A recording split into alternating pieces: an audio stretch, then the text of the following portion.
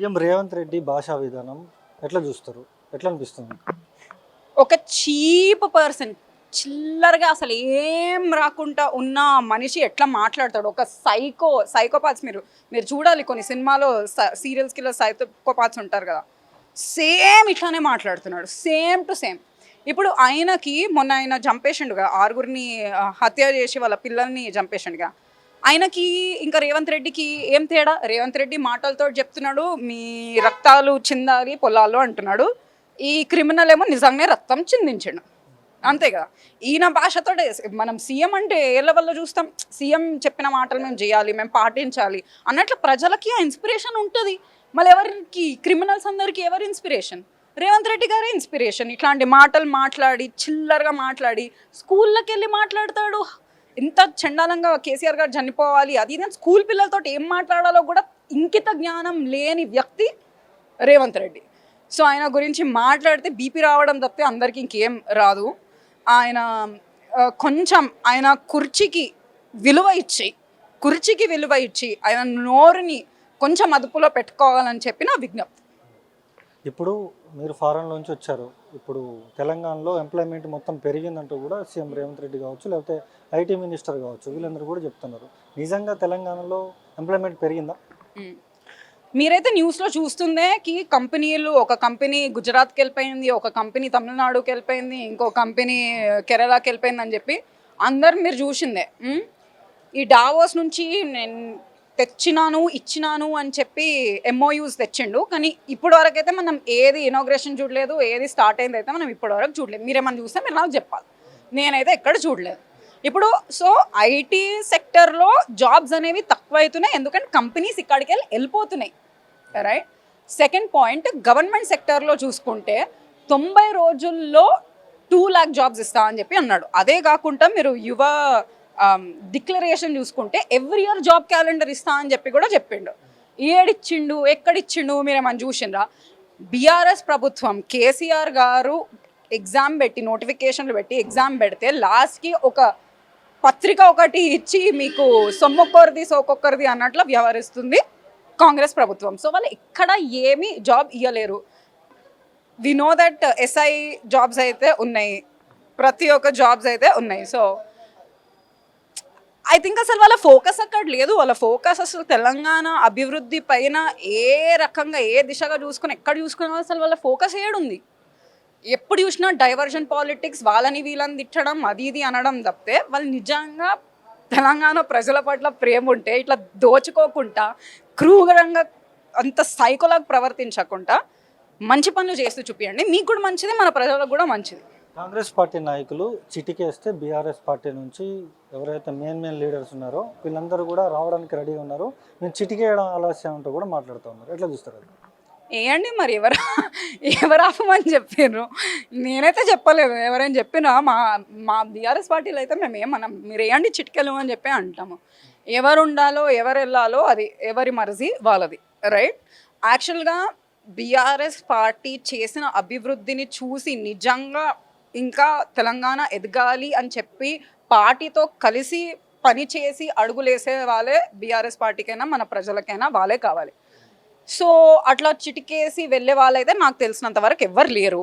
వెళ్ళేటోళ్ళు already వెళ్ళిపోయినరు. So నిజంగా వెళ్ళేది ఉంటే వేసుకొని తీసుకెళ్ళండి. మేమే ఇట్లా రెడ్ పీఠం బట్టి ఇస్తాం, తీసుకెళ్ళండి అని చెప్పి. కానీ ఎవరు అట్లా లేరు. రేవంత్ రెడ్డి గారు ఇవన్నీ మాట్లాడకుండా కొంచెం ప్రజల గురించి మాట్లాడండి. ప్రజలకి ఏం చేస్తున్నారు, ఏం చేయబోతున్నారు, మీ గ్యారంటీలు ఎప్పుడు ఇస్తారు అది అడగండి. ఫైనల్గా మీరు అధికారంలోకి వస్తే నారాయణఖేడ్ ప్రజలకి ఏం చేస్తారు?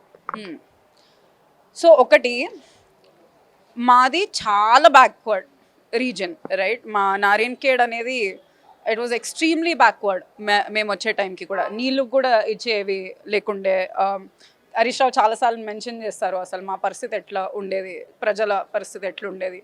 రైట్. అండ్ సో మేము ఇప్పటివరకు చాలా చేసినాం. ఎడ్యుకేషన్ సెక్టర్లో we gave new schools, hospitals కట్టించినాం, రోడ్స్ కట్టించినాము, ప్రతి మార్కెట్ కమిటీస్ పెట్టించినాము. ప్రతి ఒక్క దిశలో వి డిడ్ వెరీ అభివృద్ధిని చేయడానికి, ముందుకు చేయడానికే మేము తీసుకెళ్ళాం.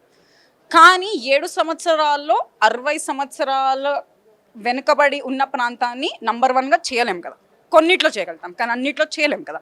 టైం పడుతుంది, గ్రోత్ టేక్స్ టైం.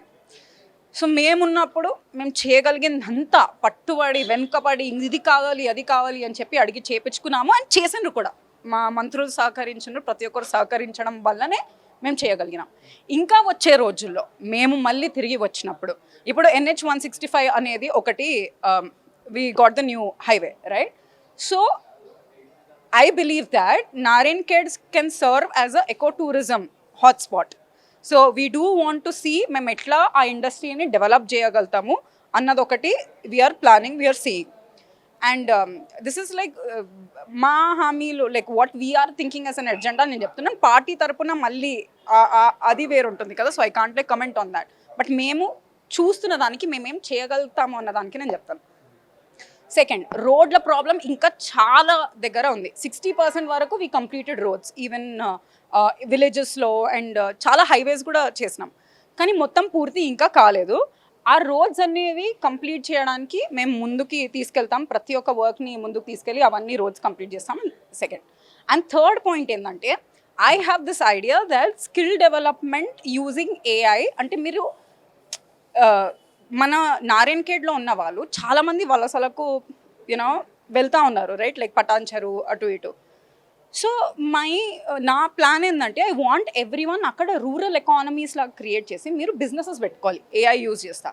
ఇప్పుడు నాకు ఒక అబ్బాయి సర్పంచ్ అబ్బాయి నిల్చున్న ఆయన Moses, he told me that he wants to start a consultancy company. అయితే నేను అడిగినాను కన్సల్టెన్సీ కంపెనీ ఎందుకు, ఎంతమంది వెళ్తున్నారు నారాయణఖేడ్కి వెళ్ళి చుట్టుపక్కల ప్రాంతాలకి ఎంతమంది వెళ్తున్నారు, ఇప్పుడైతే అంబేద్కర్ పథకం కూడా అందుతలేదు. So is it a profitable business to develop the business mindset in people? కానీ మనకు తెలుసు ఇప్పుడు నారాయణఖేడ్కి వెళ్ళి చాలామంది బీరంగూడలో ఫర్ ల్యాబ్ టెక్నీషియన్స్ ఉంటున్నారు. అండ్ మనకు తెలుసు నారాయణఖేడ్లో చాలామంది అవగాహన లేక హాస్పిటల్కి టైంకి వెళ్ళక లేకపోతే టెస్ట్ సరిగా చేయించుకోకుండా చాలామంది ప్రాణాలు కూడా కోల్పోతున్నారు. So you can do a business where you can start like a app or some online service that మీరు ల్యాబ్ టెక్నీషియన్స్ని పంపండి ఊర్లలో. Make like a rural economy where you're creating something for Narayankhed. So this kind of thinking I want to imbibe in our youngsters. So I want to see AI use chesi how can we build a skill camp to imbibe entrepreneur mindset and to get more government loans mana teppiyagaldama. ఇట్లాంటివి ఏం products చేయగలుగుతాం, మన Narayankhed specific problems కోసం ఏం చేయగలుగుతాము. So that is my idea. I really want to do that. So ఎన్నుకోండి భూపాల్ రెడ్డి గారిని, గెలిపించండి. ఆయన నిత్యం ప్రజల్లోనే ఉంటా, ఎప్పుడు మీకు అవైలబుల్ ఉంటా. మన ప్రాంతం ఎట్లా డెవలప్మెంట్ కావాలనే చూస్తారు కాబట్టి చాలా మంచి లీడర్, ఎన్నుకోండి.